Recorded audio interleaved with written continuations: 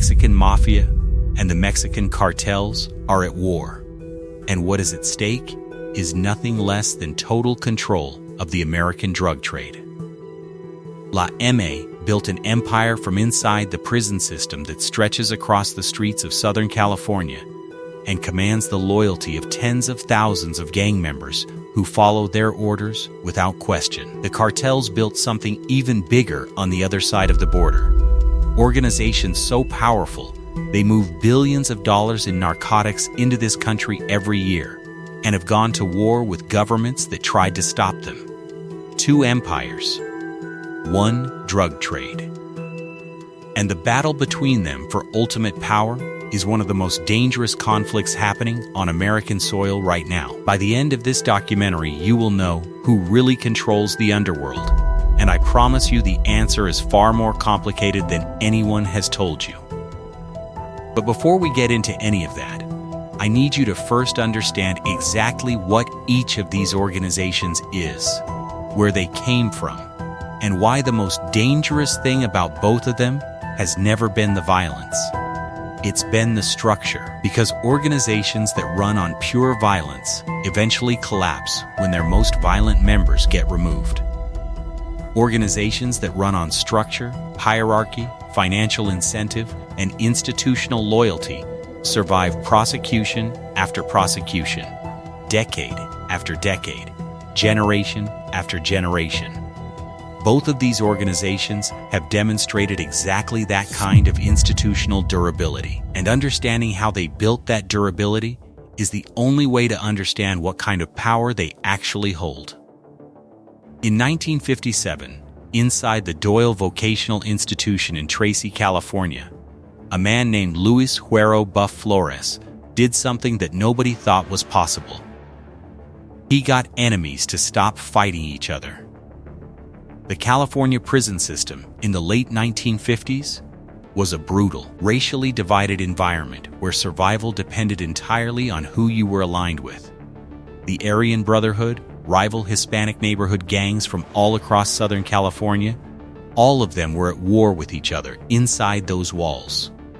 Flores, a member of the Barrio Hawaiian Gardens gang, recognized that the only way Hispanic inmates could survive, let alone thrive, was if they set aside their street rivalries and unified under one banner inside the prison system. What he created became known as La M, the Mexican Mafia. The name comes from the Spanish letter for M, the 13th letter of the alphabet, which is why the number 13 became so deeply embedded in Mexican-American gang culture across the entire southwestern United States. But what Flores built was more than just a protection alliance. From the very beginning, La M was modeled after organized crime, specifically the Sicilian Mafia, in its structure and ambition. The founding members weren't just trying to survive prison. They were trying to build something that would outlast any single member, any single sentence, any single prosecution. And for nearly 7 decades, that's exactly what they've done. Through the 1960s and into the 1970s, the Mexican Mafia expanded its reach in ways the California Department of Corrections hadn't fully anticipated. When prison officials started transferring La M members to other facilities in an attempt to break up the organization, they inadvertently helped it grow. New members were recruited in San Quentin, in Folsom, in every major California correctional institution where those transfers landed. By 1971, La M had conducted its first street execution in Monterey Park, a Los Angeles suburb, sending a clear signal that their reach was no longer limited to prison walls. The man who carried enormous influence in those early years was Joe Pegleg Morgan, a Caucasian-born member of the Mafia gang who had earned such deep respect among La M leadership that he became the organization's unofficial godfather. Morgan's value wasn't just his loyalty, it was his connections to heroin and cocaine suppliers in Mexico, connections that would quietly lay the foundation for everything that came later. By the 1980s, LAM had evolved from a prison protection alliance into what federal authorities classified as one of the most dangerous criminal enterprises in the United States. And here's the thing about LAM that makes them different from almost every other criminal organization you've ever heard about. They run the whole show with a remarkably small number of official members. Estimates from law enforcement and academic researchers put the actual MAID membership of the Mexican Mafia anywhere between 200 and 400 carnales. That's it. 200 to 400 people holding authority over an estimated 40,000 or more associates and affiliated gang members spread across the southwestern United States. That number alone should tell you everything about how sophisticated this organization is. You don't need thousands of members when every one of your members has the authority to issue orders that tens of thousands of people on the streets are expected to follow. Now, while LAM was expanding its control throughout the California prison system and extending its reach onto the streets of Southern California, something very different was taking shape south of the border. And to understand what the cartels are today, you have to understand the transformation they went through over roughly 40 years of evolution, collapse, and reconsolidation. The Mexican drug cartels as we know them today didn't spring up overnight. They evolved through decades of shifting power, violent conflict, and the collapse of earlier trafficking organizations. The Guadalajara cartel, which operated through the 1970s and into the 1980s under figures like Miguel Angel Felix Gallardo, essentially served as the original wholesale trafficking network, moving Colombian cocaine and Mexican heroin into the United States. When that organization fractured after Felix Gallardo's arrest in 1989, it gave rise to the regional cartels that would go on to dominate the international drug trade for the next several decades. The Tijuana cartel, the Juarez cartel, the Gulf cartel, and most significantly, the Sinaloa cartel, under Joaquin El Chapo Guzman and his co-founder Ismael El Mayo Zambada. The Sinaloa cartel became the most powerful trafficking organization on the planet, with documented operations in at least 40 countries and a presence in virtually every one of the 50 United States. Then came the Jalisco New Generation cartel, known as JUN, which formed around 2011 out of Sinaloa-affiliated networks, and quickly became one of the most violent and rapidly expanding organizations in the world. According to the DIA, these two cartels, Sinaloa and SJUN, are now the dominant forces behind the synthetic drug crisis hitting the United States, responsible for the manufacturing and trafficking of fentanyl and methamphetamine that have killed tens of thousands of Americans every single year. The DIA's 2024 National Drug Threat Assessment made it plain.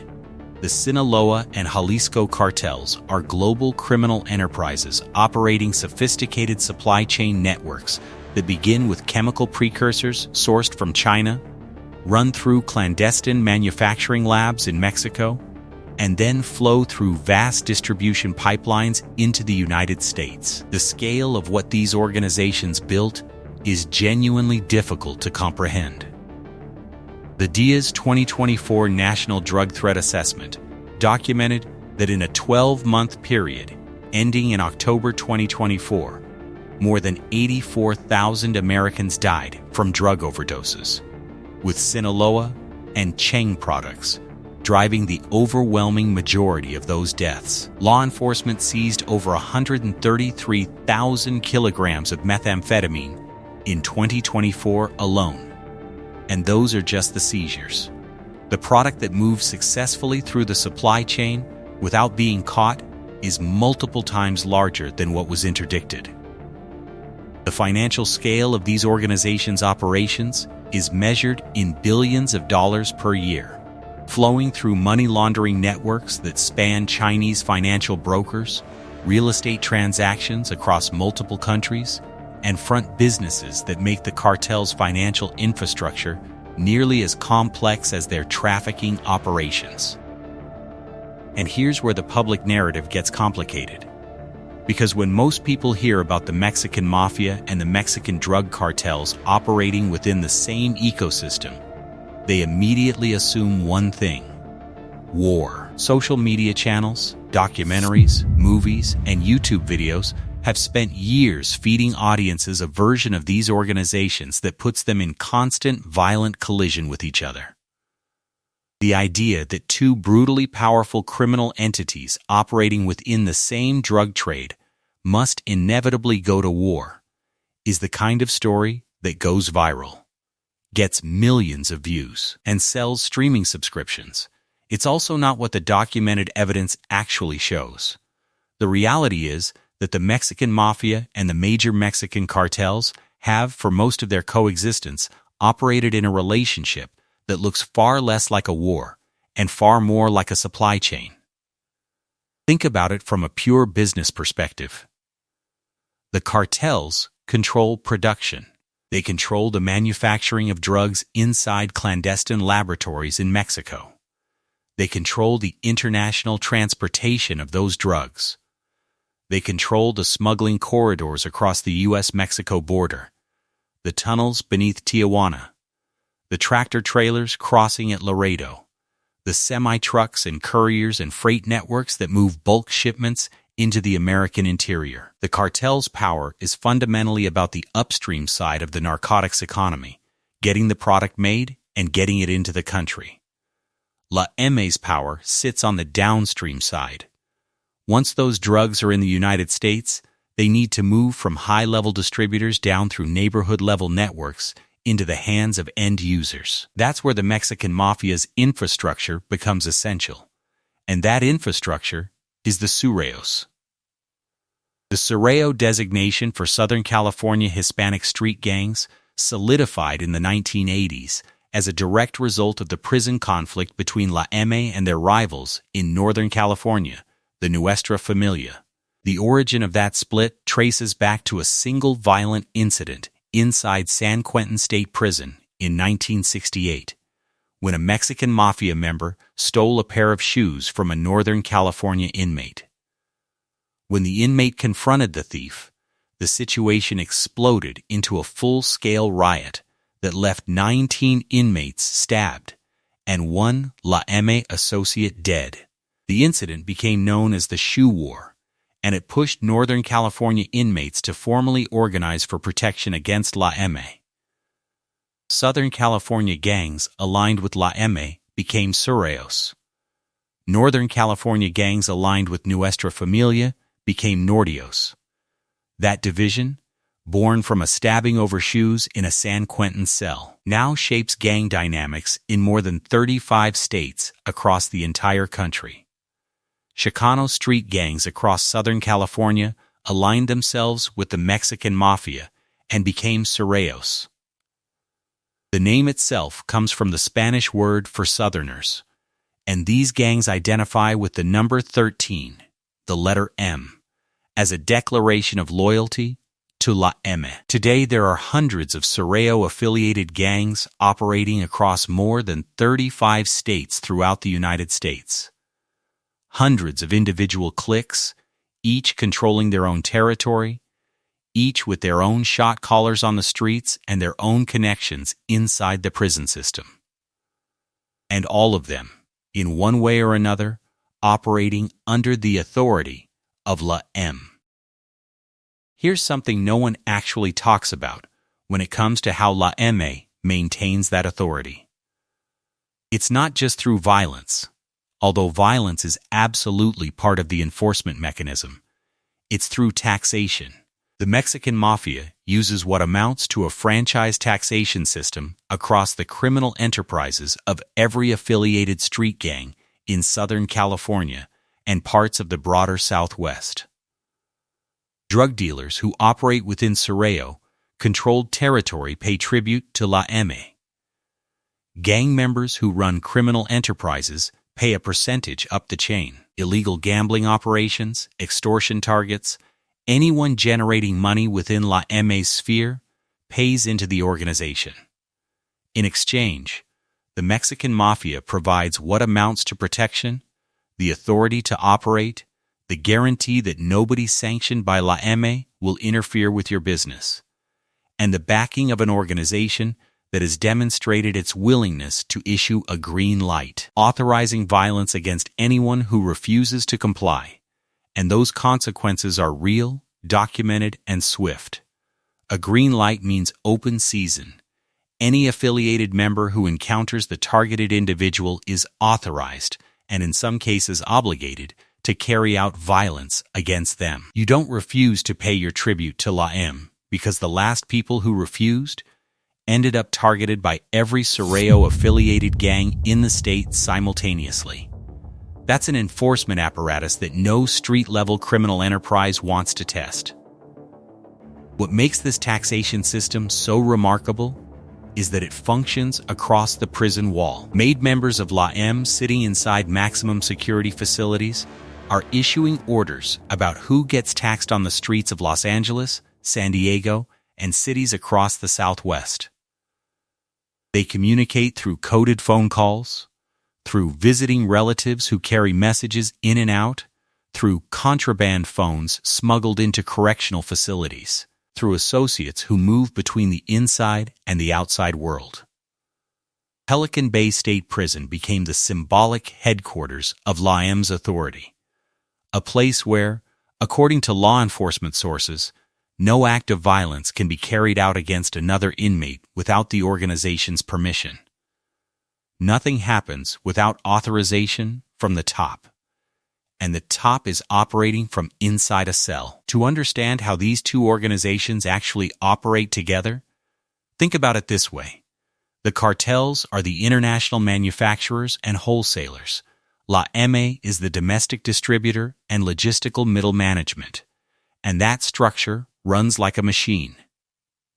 A methamphetamine or fentanyl shipment begins in a clandestine laboratory somewhere in the Mexican interior, often in Sinaloa, Michoacán, or Guerrero, where cartel chemists process precursor chemicals sourced from China into finished product.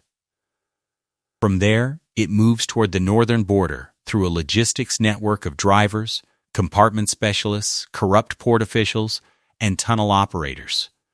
The cartels have invested millions in border infrastructure, from sophisticated tunnels beneath Tijuana and Nogales to drone delivery systems to modified vehicles built to defeat inspection.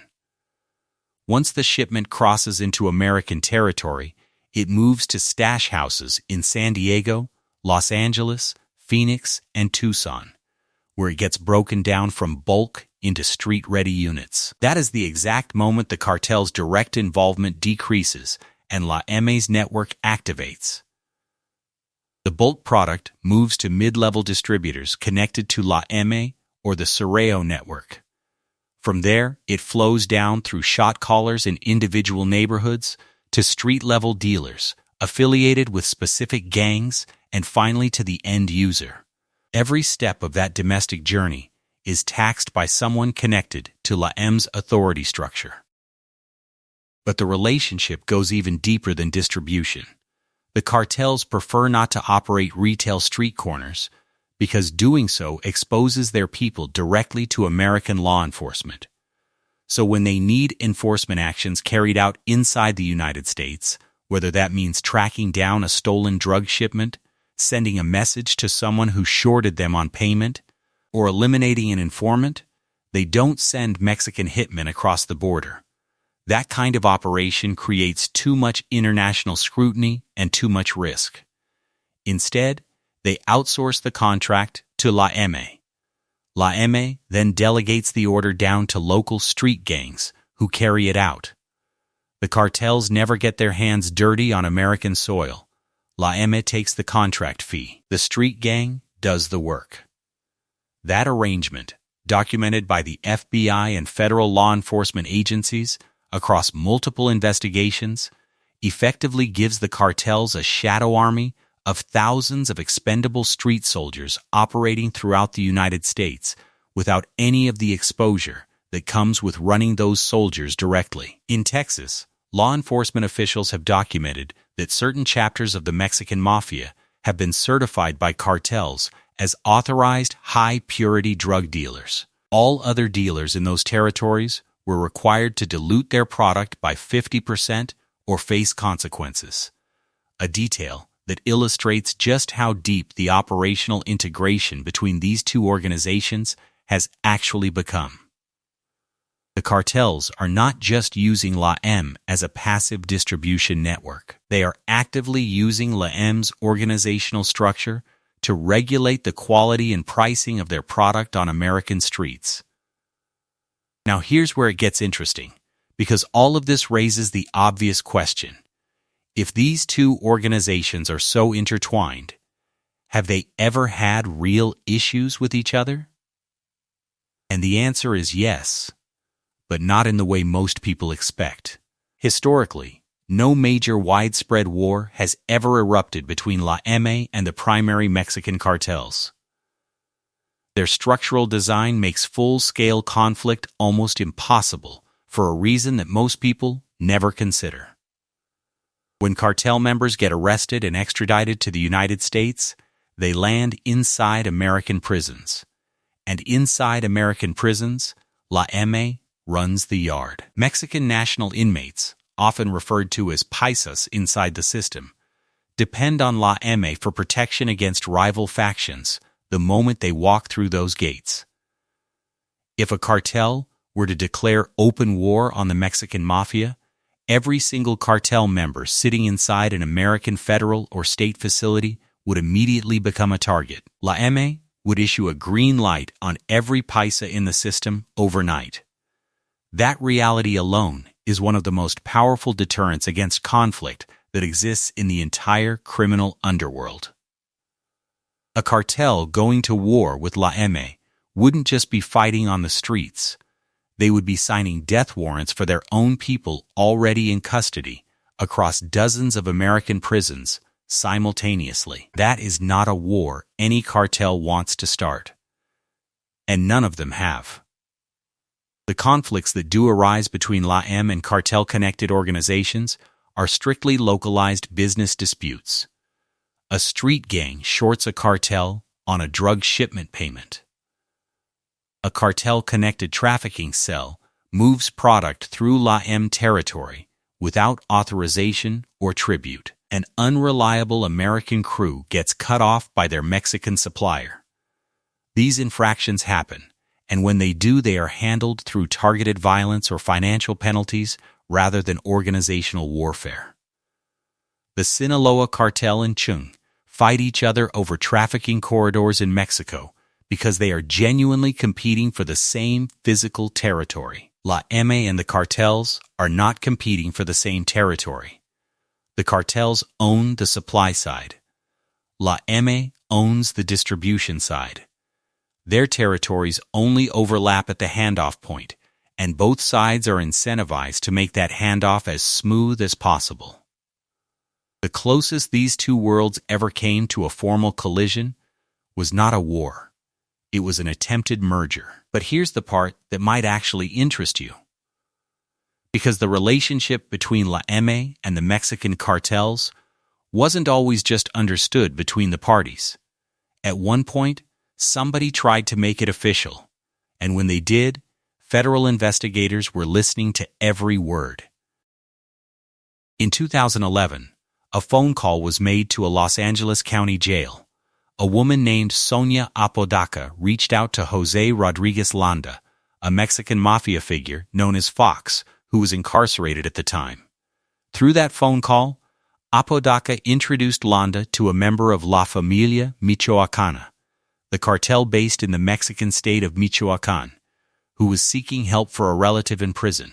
The conversations were coded, the language carefully chosen, but federal investigators who were monitoring those communications understood what was being discussed.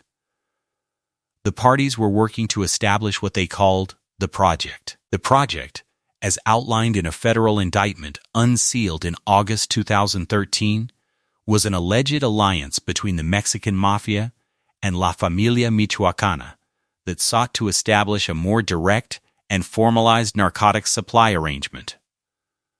The indictment named 6 members of the Mexican Mafia, 3 prison gang associates, and 4 individuals directly connected to La Familia Michoacana. According to prosecutors, participants in the project sought to give La Familia members what the indictment described as free rein to sell methamphetamine in Southern California, while the Mexican Mafia would provide protection for cartel members who ended up incarcerated in American prisons.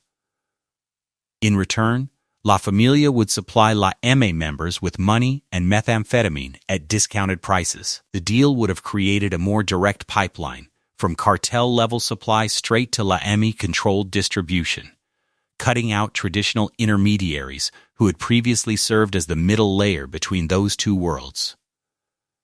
Federal authorities described it as the largest crackdown on Mexican Mafia members since the RICO prosecutions of the 1990s. The DEA's special agent in charge at the time described the investigation as identifying a network of drug traffickers tied directly to one of the most violent Mexican cartels operating at the time.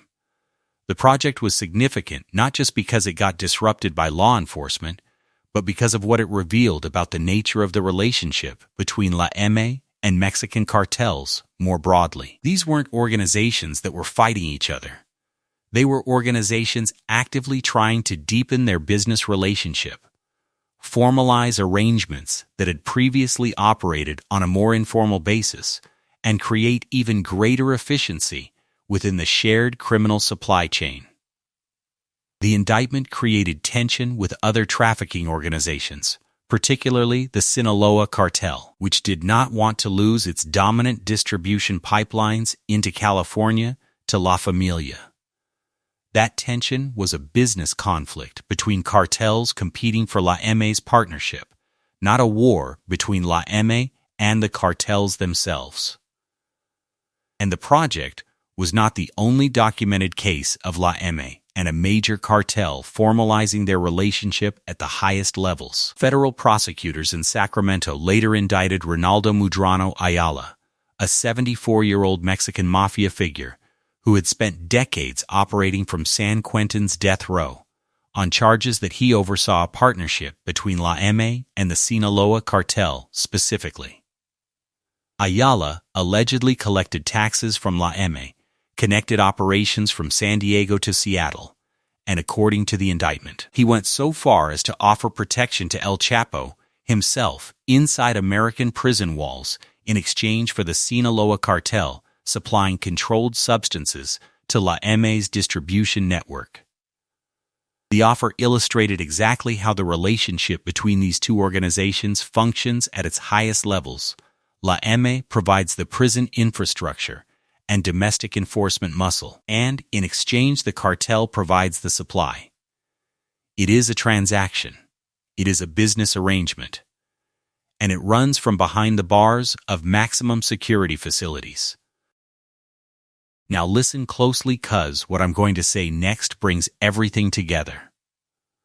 When cartel members are extradited to the United States and end up in American federal or state prisons, they don't arrive into a vacuum. They arrive into an environment that La M has controlled for decades.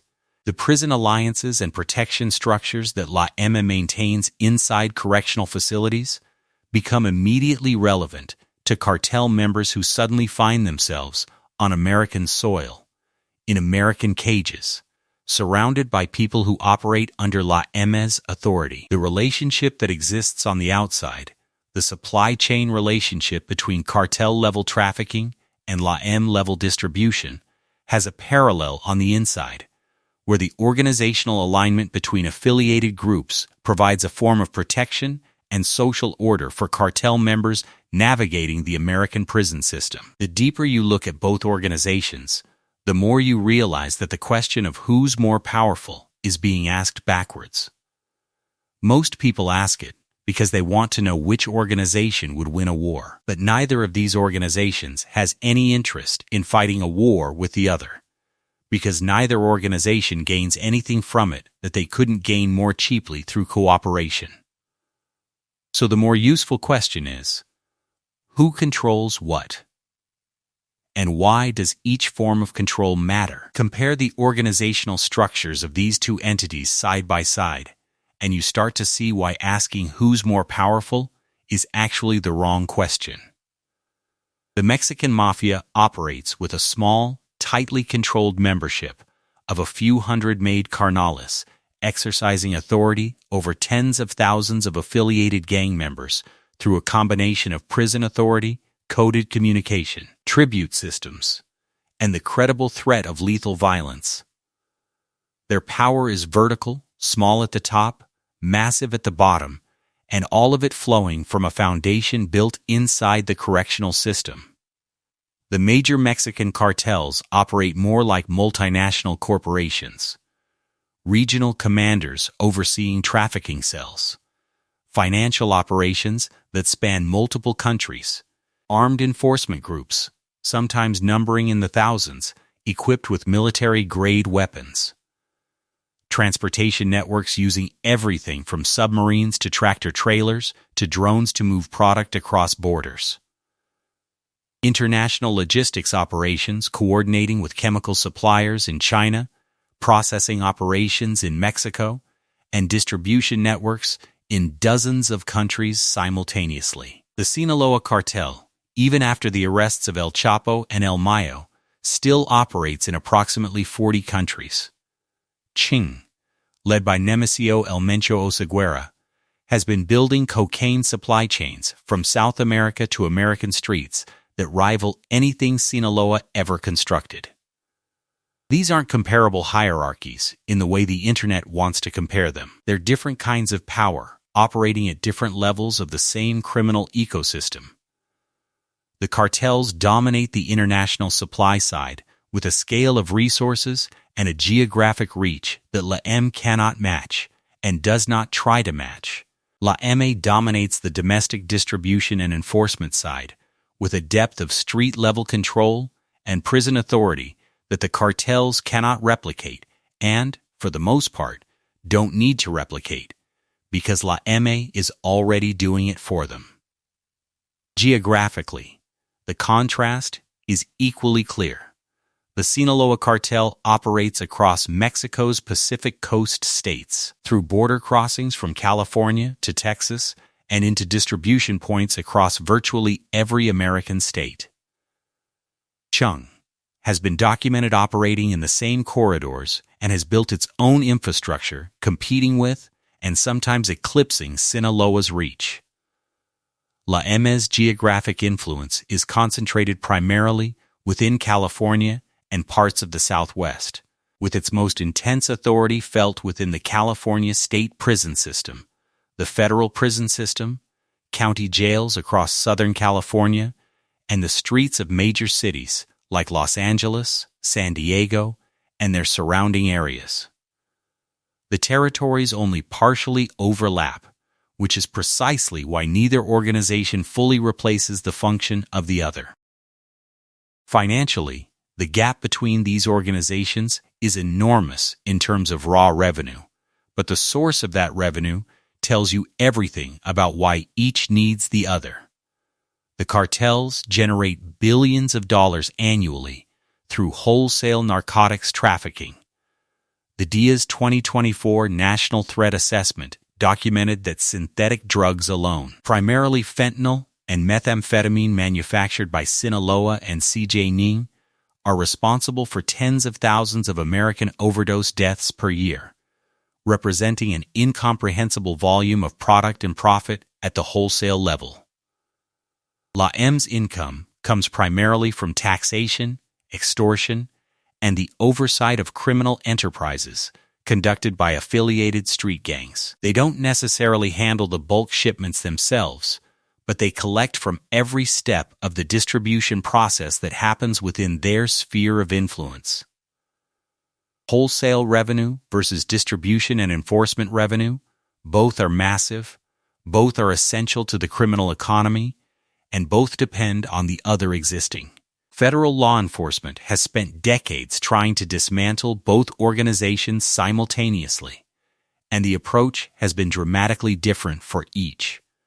DIA, FBI, Homeland Security investigations, and international partners have focused enormous resources on disrupting cartel supply chains at the source, targeting leadership figures like El Chapo, El Mayo, and El Mencho through international cooperation, extradition proceedings, financial tracking, and narcotics interdiction at the border.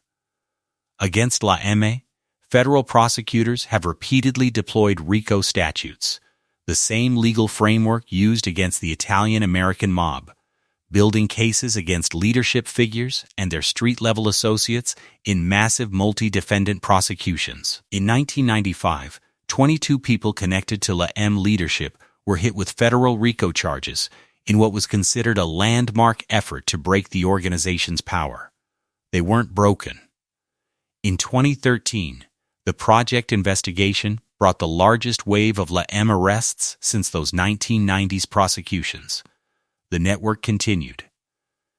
If you take the time and do your homework, you can find out that in 2025, a crackdown along California's Central Coast targeting Mexican Mafia and Cerreo-connected gang members led to 69 arrests and the seizure of 73 firearms, drugs worth millions of dollars, and nearly $165,000 in cash. These kinds of multi-agency enforcement actions happen with significant regularity, and they produce real results in terms of disruption. But here's the disturbing detail. None of them have broken the underlying organizational structure. The reason is that La M's authority doesn't reside in any single person the way a cartel's power can become concentrated around a single leadership figure like El Chapo or El Mencho.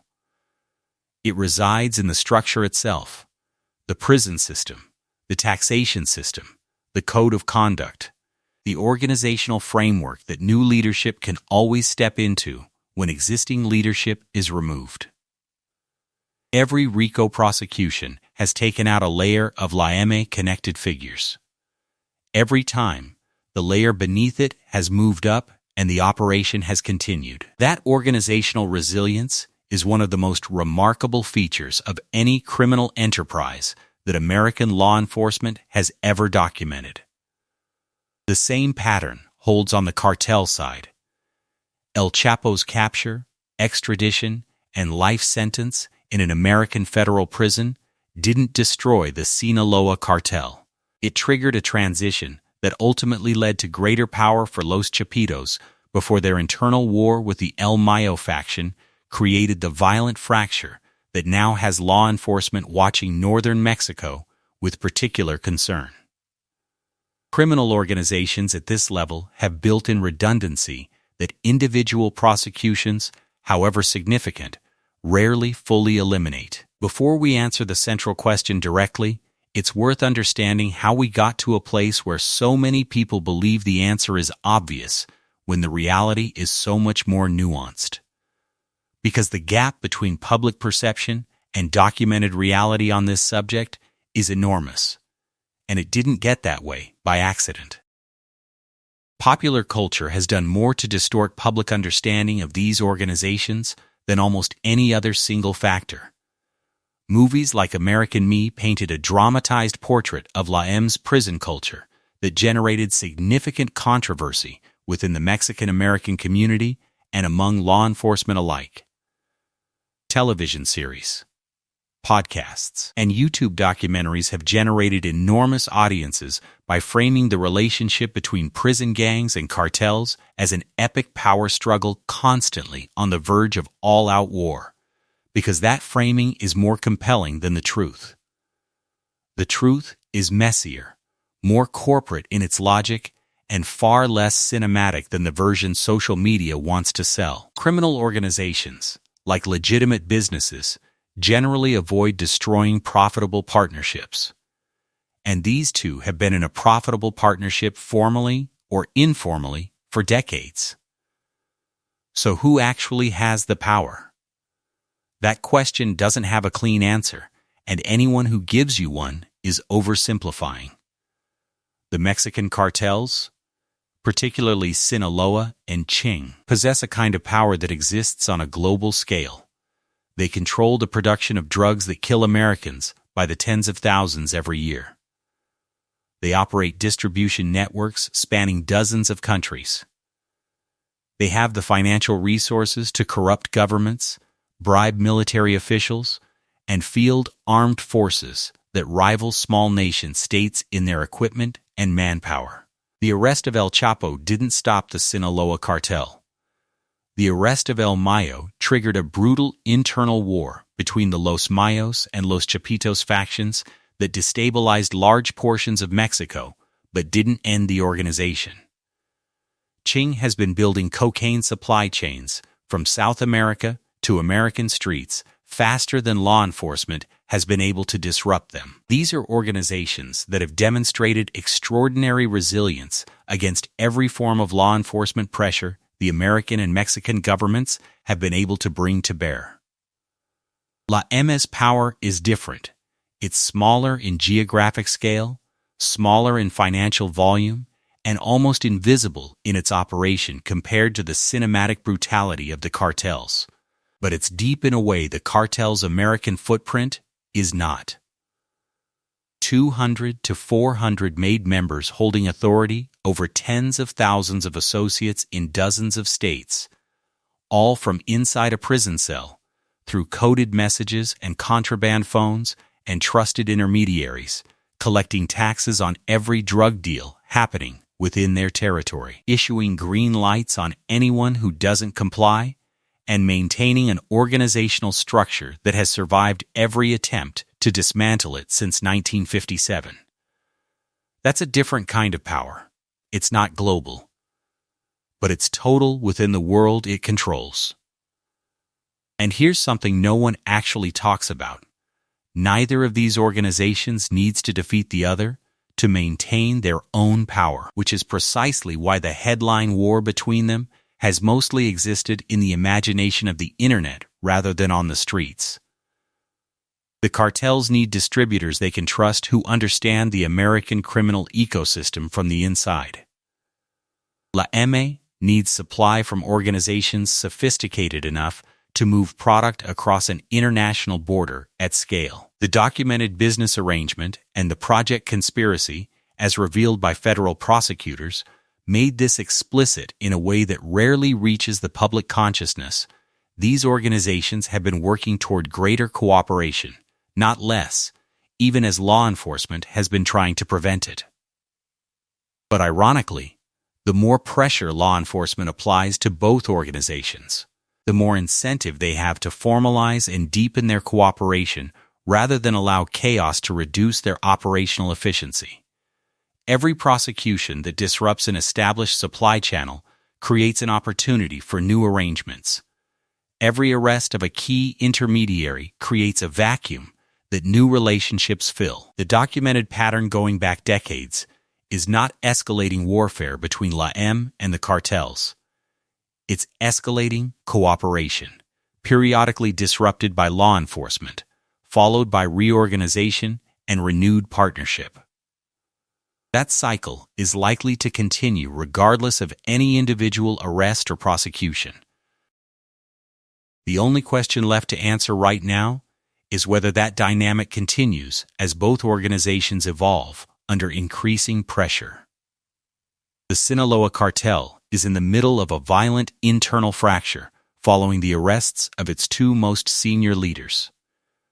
Ching is expanding aggressively in cocaine trafficking corridors that Sinaloa once dominated. La M continues to operate through the prison system despite decades of prosecutions that have removed leadership figures without eliminating the structure beneath them. Organized crime, at this level, doesn't depend on any single person or any single alliance. It depends on structure, financial incentive, and the ongoing demand for the products and services these organizations provide. There's one more thing worth understanding before we close this out. The common misconception that one of these organizations controls the other, that the cartels are running La M like a puppet, or that La M is somehow directing the cartels, doesn't hold up to scrutiny. Experts who have spent careers studying transnational organized crime describe the relationship as one of overlapping interests, strategic cooperation, and mutual benefit rather than permanent hierarchy.